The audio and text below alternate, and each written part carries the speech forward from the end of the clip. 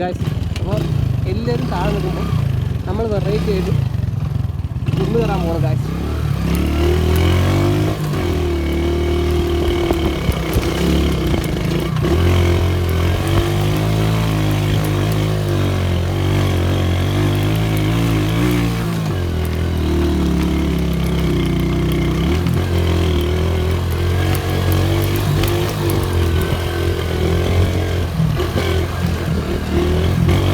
ആരും വണ്ടിയൊന്നും ഇവിടെ കയറ്റില്ല കേട്ടോ. അപ്പോൾ നമ്മൾ കയറ്റി നമുക്കല്ല ഇതിൻ്റെ അപ്പുറം നമ്മൾ കയറ്റി തരണം.